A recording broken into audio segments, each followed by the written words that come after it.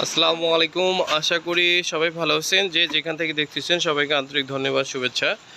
আমাদের রিসেন্টলি গত কয়েকদিন আগে যে আমাদের রেপশিট নিয়ে আসছি অলরেডি শেষ, আর সামান্য হয়তো বা 4-5 টন হয়তো বা থাকতে পারে। একদম দেখতেছেন ওয়ার হাউস শেষ লাস্ট আর কি। এখন যে ডেলিভারিটা হচ্ছে রেপশিট অয়েল কেক এবং সঙ্গে আমাদের যেটা হচ্ছে সেটা ফিশ মিল ডেলিভারি হচ্ছে। তো রেপশিট অয়েল কেক আমরা আমাদের আজকে যেটা যাচ্ছে সেটা হলো যে মাদারীপুর। আমরা যেটা করতেছি সেটা হলো যে আমাদের গাড়িতেই ডেলিভারি দিচ্ছি রংপুর থেকেই মাদারীপুরে।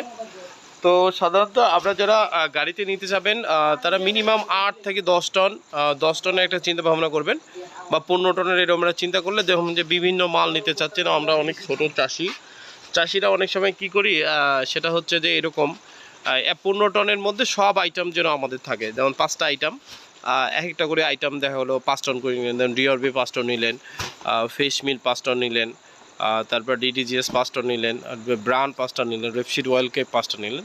তো এভাবে যদি আমরা ছোট ছোট লট এক করি, যদি আমরা একবারে গাড়ি নেই, তাহলে একটা হলো খরচ কম হবে আমাদের। এভাবে নিলেও আমাদের খরচটা কম হয়ে যাবে। তো গোটা বাংলাদেশে বিশ্বস্ত সূত্রে বা যেটাই বলেন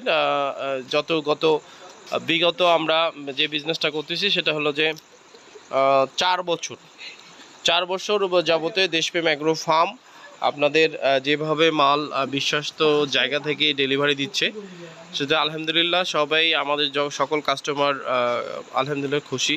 এবং তার চেয়ে বড় যে বিষয়টা হচ্ছে সেটা হলো যে আমাদের প্রোডাক্টগুলো যে কাজ করে, প্রোডাক্টগুলো কথা বলে, প্রত্যেকটা প্রোডাক্টেই কথা বলার মতো প্রোডাক্ট। বিগত যারা আমাদের সঙ্গে যারা কাজ করছেন এরকম একটা না 1 বছর কন্টিনিউ খাওয়াইছে, স্কেলটা বন্ধ করো, কন্টিনিউ আমাদের যারা আমাদের সঙ্গে ছিল তাদের রেজাল্ট আলহামদুলিল্লাহ খুব ভালো। বাংলাদেশের প্রায় প্রত্যেকটা ডিস্ট্রিক্টেই আমাদের সঙ্গে যারা জড়িত আছে, যেমন সিলেটে আছে, ময়মনসিংহে আছে, ঢাকায় আছে, বরিশালে আছে, মাদারীপুরে আছে, রাজশাহীতে আছে, নেত্রকোনায় আছে, এরকম 64টা ডিস্ট্রিক্ট, প্রত্যেকটা ডিস্ট্রিক্ট আলহামদুলিল্লাহ আপনাদের দেশপ্রেম অ্যাগ্রো ফার্ম বিশ্বস্ত জায়গা থেকে ডেলিভারি দিয়ে আসতেছে। আজ পর্যন্ত কেউ বলতে পারে নাই যে আমাদের টাকা নিয়ে রেজাউল ভাই বা দেশপ্রেম অ্যাগ্রো ফার্মের ম্যানেজমেন্ট কোনো ধরনের দুর্নীতি করছে। আমাদের দেখেন বুঝছেন, গত 1 সপ্তাহ হইল,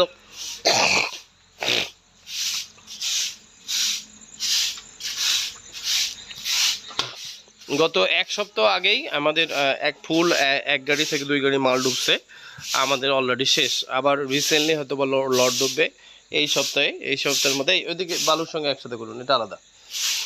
তো রিসেন্ট হয়তো বা আরও 2-1-এর মধ্যে গাড়ি ঢুকবে, আবার সেখান থেকে যাবে। এখানে হয়তো বা সর্বোচ্চ 4-5 টন মাল থাকতে পারে আমাদের স্টকে, আর মাত্র বেশি নাই। তো এই মুহূর্তে যারা গোটা বাংলাদেশে আমরা মাছের খাবার যারা ফিডের ওপর নির্ভরশীল, তারা এমন একটা বিপর্যয়ে পড়ছি, ফিডের দাম এদিকে বাড়তিছে, এদিকে মাছের দাম আগের মতোই, কিন্তু আমাদের কস্টিং খরচ বাড়তিছে। তারা কিন্তু আমাদের সেই সকল চাষি ভাইরা কিন্তু এখন বিপাকে আছে। আর আমরা আমাদের যারা যে সকল চাষি ভাই নিজের খাবার নিজেই তৈরি করতে পারছি, এই সকল খাবার দিয়ে যে সকল 5টা আইটেম বিশেষ করে আমরা ব্যবহার করি একদম সব সময়, সেটা হচ্ছে ডিওরবি আমাদের ফার্স্ট প্রায়োরিটির মধ্যে থাকে, সেকেন্ড হলো রেপশিট অয়েল কেক, থার্ড ব্রান্ড তো লাগেই আমাদের, তারপরে হলো ফিশ মিল অনেক বেশি প্রয়োজনীয় একটা জিনিস, ডিটিজিএস এবং ব্রান্ড। আমরা মোটামুটি এই 5টা দিয়েই আমরা আমাদের মালগুলো কিন্তু তৈরি করি। তো এই ধরনের 5টা আইটেম দিয়ে যদি আপনারা নিজেরাই নিজের খাবারগুলো তৈরি করতে চান, তাহলে আপনারা যোগাযোগ করতে পারেন। তাহলে আর কারো কাছেই বা আপনার হাতের কাছেই যদি এই ধরনের খাবারগুলো পাওয়া যায়, যে তার মধ্যে একটা আইটেম পাওয়া যাচ্ছে, বাকি তাহলে 4টা আইটেম নেন, আর বাকিগুলো আর দরকার নাই।